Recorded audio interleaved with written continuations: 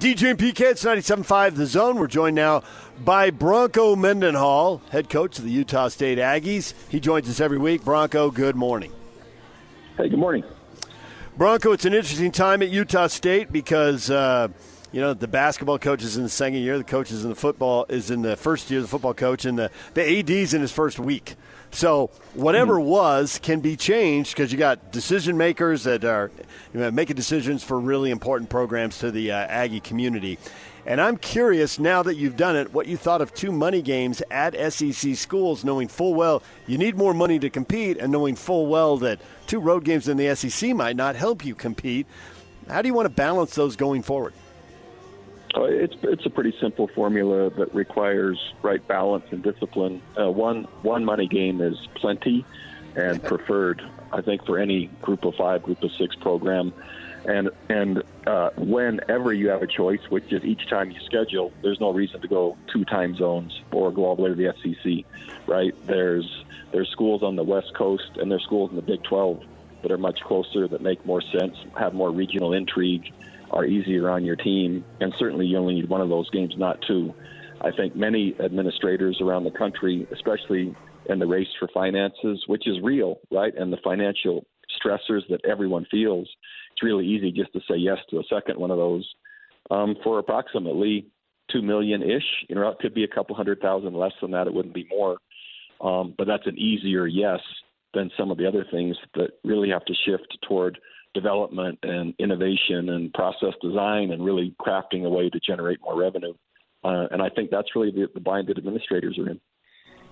That answer right there is the Bronco Mendenhall that I've known for 2 decades. No outrageous emotion, but you get a strong point across and you say it a matter-of-factly. And that's your style, and it works so well for you. And I really love that answer because I got exactly what you're saying. And how could you disagree with that? Now we'll see what happens going forward. With that in mind, your offense looked pretty good. I thought, wow, Vanderbilt's quarterback was just outstanding. There's no question about that. And we saw the injury to Bryson. Any update on that? I'm going to let the medical community still address and talk about Bryson. I feel more comfortable that way. In regards to Vanderbilt, wow, what an amazing quarterback. So they had punted 5 times in 4 games going into our game, and he's very difficult to sack. And the nature of their offense, and he's been in it so long now with that offensive coordinator. They're fast, they're efficient, they're decisive. I don't think their talent was as strong as Texas A&M, but their team collective and the way they played and the knowledge of their systems and the way it complemented was very strong. I thought they were the better team for sure. We had the lead with about 6 minutes to go in the second quarter, and then just did not play good football for a while. But I thought the game certainly could have been closer. Thought we could have played to have a chance at the end, but they separated just by their execution.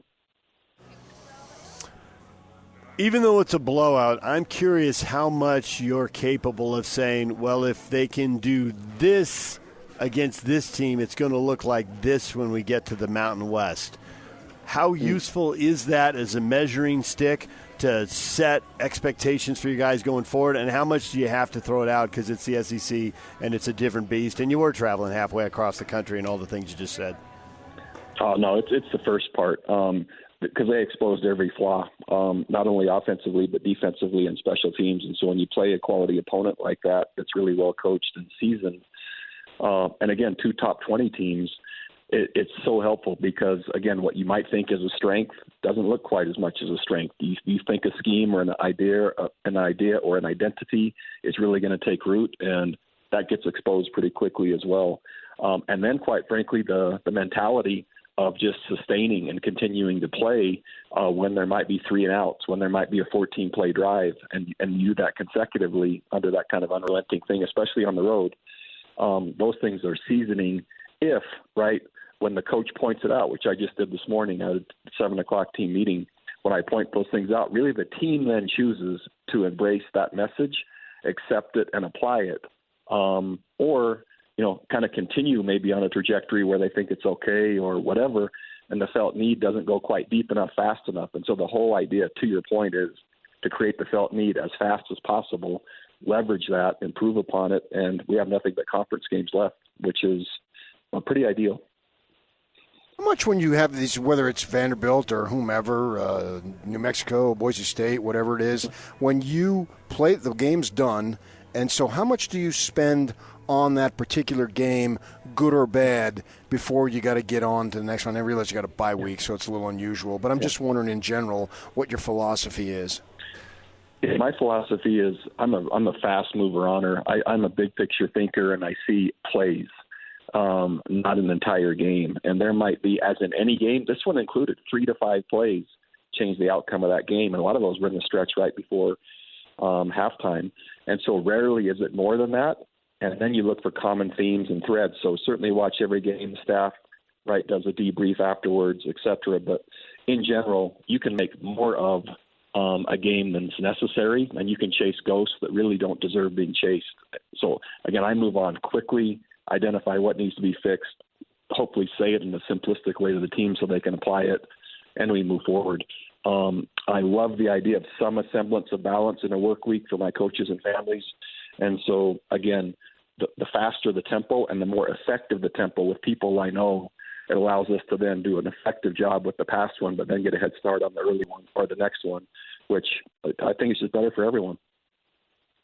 I love having you on in part so you can kind of introduce your players. People want to bond with the players, and there really aren't that many opportunities. So I wanted to ask you about Brock Lane today. Now, he had one big play against UTEP, but all of a sudden he's got 7 catches for 98 yards. He only had 2 on the season. So who is he? Why did he have such a big game against Vandy? What do you expect from him? What's he like? Yeah, Brock Lane's an amazing young man, one of the leaders of this team, and has fought injury for a long time. And that's partially why the production hasn't been as high. He's getting healthier and healthier. When I was the coach at New Mexico a year ago and we arrived here, he's also my son Breaker, who's on the team, his former roommate when Breaker was here his first year, so I got to know him. But I thought when I was the coach at New Mexico, coming in here, it's like, man, that guy, he's a really good player. And sure enough, now that he's healthier, he can be targeted more. And just an amazing story, young man from Arizona, great family, has a younger brother that's just basically his hero with special needs that he just looks after him in such a really cool way, lots of substance to him, and just an amazing young person. And that really is my intent here, right? Amazing kids, fantastic students, give back to the community, play great football, and I think that fits really well in Utah State. So that's the direction we're on, and anyone that meets Brock, they'll love him. He's awesome. How are you going to handle the bye week with the program? Yeah, we're really good question, and that's one of the biggest challenges as a coach, is you kind of try to have your finger on the pulse of the program and what they need. So we're really going to treat this just like we're playing this upcoming Saturday. So Monday through Thursday, we will prepare as if we're going to play Hawaii this Saturday. And there's a number of reasons for that, because you always leave earlier when you go to the island. We'll get a great chance to just continue to improve the program. We're not in a position to rest, recover, just chill, I guess is the word that the younger generation uses now. I'm not that coach, and this isn't that program. So we'll work as if, right, we're going to play Saturday, and then after I see this week, we'll decide what the next week looks like. No one will leave on Thursday. Over time, it becomes really clear, and I've had coaches, going back to Lavelle Edwards once, had a couple really good quotes on this, that the kickoff times, asking teams to play at 9 a.m. or 10 a.m. on their body clock is a big deal. But asking kids to play until 2 a.m. on their body clock is also a big deal, and this Hawaii game is going to be late. Do you do anything to account and adjust for that, or you don't mention it and just expect guys to just try to blow through it and play through it?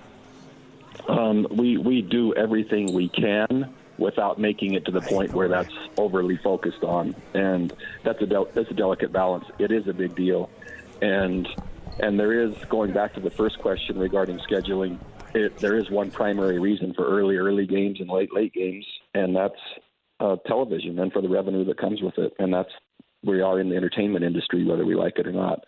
So yes, we acknowledge it with our players. Yes, we build in processes. Yes, there's protocols. And then when we play, we have to act as if it's just normal. Bronco, we appreciate the time. Enjoy the bye week as much as you will allow yourself to, because there's still work to be done, and we will talk to you again. Thanks for coming on.